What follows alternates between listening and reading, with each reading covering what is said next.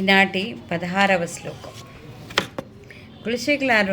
కులశేఖర ఆళ్వారు మనకి ఎన్నో భక్తి మార్గాలను చూపిస్తూ మనని మంచి మార్గంలో నడిచేలాగా చక్కటి ఉపదేశాత్మకమైనటువంటి సాహిత్యం ముకుందమాల స్తోత్ర రూపేణ అందించారు కదా. అందులో మనం ఈవేళ 16వ శ్లోకం చెప్పుకుందాం.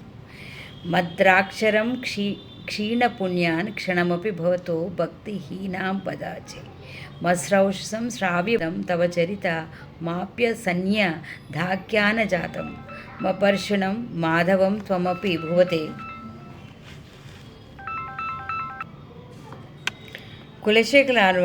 కులశేఖర ఆళ్వారు మనకి ఎన్నో మనకి ఎన్నో భక్తి మార్గాలను చూపిస్తూ మనని మంచి మార్గంలో నడిచేలాగా చక్కటి ఉపదేశాత్మకమైన సాహిత్యం ముకుందమాల. అందులో మనం ఈవేళ 16వ శ్లోకం చెప్పుకున్నాం.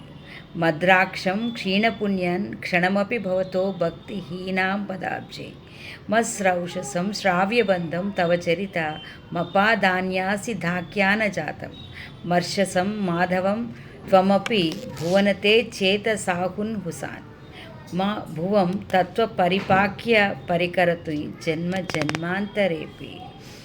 ఎంత చక్కటి భావనండి. ప్రపంచంలో చెడు అనవద్దు, చెడు వినొద్దు, చెడు కనవద్దు అనేటువంటి ఒక గాంధీ గారి సిద్ధాంతాన్ని ఈయన ఆ రోజుల్లో ఆ కాలంలో చెప్పారు.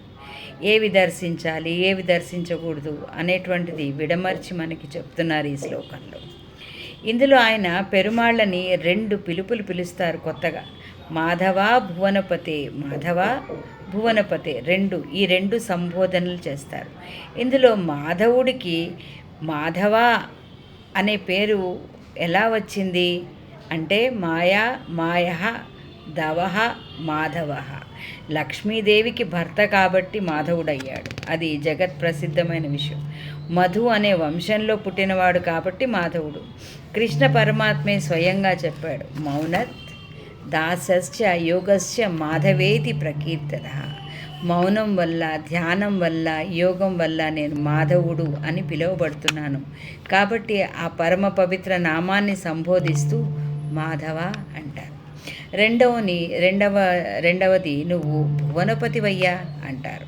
అన్ని లోకాలకి నువ్వే రక్షకుడివి. నేను నీకు కొన్ని విషయాలు చెబుతున్నాను, నిజంగా చెప్తున్నాను విను. మద్రాక్షం క్షీణ పుణ్యాన్, మద్రాక్షం చూడకుందునుగాక. ఈ 4 పదాల్లో ఉన్నటువంటి క్రియ ఏంటంటే చెడుని చూడకు, మద్రాక్షం చెడు చూడకుండువుగాక, చెడు వినకుందువుగాక. మద్రాక్షరం మస్రౌషం మస్మర్షం తలచుకుందువుగాక, చెడు అనకుందువుగాక. అంటే ఇక్కడ ఎంత బాగా చెప్పాడు చూడండి. చెడుని చూడొద్దు, వినొద్దు, తలుచుకోవద్దు, చెడుగా అనుకోకూడదు అని. ఎంత మంచి ఆలోచన అండి. వింటుంటేనే ఎంతో ఆనందం అనిపిస్తుంది. మద్రాక్షరం క్షీణపుణ్యం క్షణమపి భవతో భక్తిహీనాన్ పదాబ్జే. నీ యొక్క పాదకమలాల మీద క్షణకాలమైన భక్తి లేని వాళ్ళు ఉన్నారే, వాళ్ళు క్షీణపుణ్యులయ్యా, పాపిష్టి వాళ్ళు. వాళ్ళకేసి నేను చూడను. పవిత్రమైన నీ పాదాలనే ఎల్లప్పుడూ దర్శిస్తాను. మస్రౌషసం శ్రావ్యబంధం తవ చరితం అన్యదాఖ్య జాతం. చెవికింపుగా ఉండేటువంటి శ్రావ్యబద్ధం, వీణుల విందుగా ఉండే నీ చరిత్రని విడిచిపెట్టి అన్యకా జాతకం ఇతరులైన ప్రబంధాలటువంటివి నేను మస్రౌషం అక్కర్లేని లౌకిక చరిత్రలను నేను వినను. ఎంతో గొప్ప ఆలోచన ఇది. మా భువం తత్వ పరిపాక్య పరికరరహితం జన్మ జన్మాంతరేపి. నిన్ను తిరస్కరించే వాళ్ళు ఉంటారే, వాళ్ళని గురించి జన్మలు కూడా తలంచుకోకుండా నీ కైంకర్యమే కలిగి ఉంటాను. అందులో ఎంత చక్కటి విషయం ఉందండి.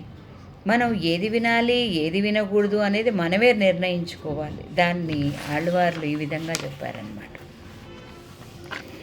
ఇక రెండవది మస్రౌషం శ్రావ్యబద్ధం తవ చరితం అపాస్య తీయగా ఉండే నీ చరితను వదిలిపెట్టి అనన్య, దట్ మీన్స్ అనన్యా చింతయంతోమా అనే పదాన్ని దీంట్లో మేళవిస్తూ ఈ విధంగా చెప్పారనమాట. తర్వాత ఇక మనం చెప్పుకున్నాం మనకుండే భక్తి మార్గాలు 9 అని. అందులో శ్రవణ భక్తి చాలా ప్రప్రదమైనటువంటిది. శ్రవణం, కీర్తనం, స్మరణం, పాదసేవనం, అర్చనం, వందనం, దాస్యం. శ్రవణం, కీర్తనం, స్మరణం, పాదసేవనం, అర్చనం, వందనం, దాస్యాం, సఖ్యాం, ఆత్మనివేదనం అని ఇందులో శ్రవణ భక్తి అనేది ముందుగా వినాలని చెప్తుంది. కాస్త వింటే రుచి కలుగుతుంది. దాని తర్వాత దాన్ని ఇంకా ఇంకా వినాలనేటువంటి గొప్ప ఆలోచన కూడా వస్తుందన్నమాట. ఇక్కడ ఇన్ని చెప్పినటువంటి ఆళ్వార్లు చెడు వినకుండా, చెడు కనకుండా, చెడు చూడకుండా ఒక్క శ్రీకృష్ణుడి పాదాలు మాత్రమే స్మరించండి, దాన్ని మాత్రమే గుర్తుంచుకోండి అని చెప్తున్నారు. ఇక మూడవది మస్మర్శం మాధవ త్వమపి భువనపతే చేతసాకున్ హునాన. ఇక చూడు మాధవ, శ్రీయపతి, భువనపతే, లోకరక్షకుడా, నేను నిన్ను కాదు అనే వాళ్ళని గురించి ఆలోచించను. నిన్ను తిరస్కరించే వాళ్ళని మనస్సు చేత తలంచనైనా తలంచను. మరి ఏం చేస్తావు? మనం ఏం చెయ్యాలి? ఏం చేస్తావు? జన్మ జన్మాంతరేపి తత్సర్యవర్యం, జన్మ జన్మలలో నీ సపర్యలు చేస్తూ ఉంటాను. సారూప్యం, సామీప్యం, సాయుజ్యం. ఇక్కడ నువ్వు కోరుకోవాల్సింది ఏంటి? ఆయనతో కలిసి ఉండాలి, ఆయనకు సేవ చేసుకుంటూ ఉండాలి అనేటువంటిది. ఎంత గొప్ప ఆలోచన అండి ఇది! ఎంత గొప్పగా ఆలోచించినా ఇంతకంటే మనకు ప్రపంచంలో కావాల్సింది ఏం లేదు అనిపిస్తుంది. ఇక్కడ మాధవ లోకనాథ, మా లక్ష్మీపతివై మాధవుడవైపోయావు. మధు అన్య అపత్యమై నీవు మాధవుడవైపోయావు. మౌన యోగ ధ్యానముచే మాధవుడవైపోయావు. సకల లోక రక్షణచే లోకనాథుడివయ్యావు. మా లక్ష్మికి పతివై మాధవుడవైపోయావు. మధు అపత్యమై నీవు మాధవుడవైపోయావు. మౌన యోగ ధ్యానముచే మాధవుడవైపోయావు. తండ్రి, నీ నామస్మరణ తప్ప ఏది నా మనస్సులోకి కానీ నా ధ్యాసలోకి కానీ రాకుండా చూడు నాయన. ఇక్కడ ఇదే అర్థం వచ్చేటువంటి మామూలు మాటలో చెప్పాలంటే, చావు పుట్టుకలు సహజంబే ఈ ఇలలో, చావు పుట్టుకలు సహజంబే ఈ ఇలలో, వచ్చిపోవుటే గాని దాని తంతు, రాకపోకలను జ్ఞానంబేగా సుమి, శ్రీకృష్ణుని గనిన జ్ఞానమిదే. ఎంత లోకంలోకి వచ్చిపోవడమే తెలుసు, కానీ మనకి ఎలా వస్తున్నాం, ఎలా వెళ్ళిపోతున్నాం, ఏం చేస్తున్నాం అనేది ఎవరికీ తెలియదు.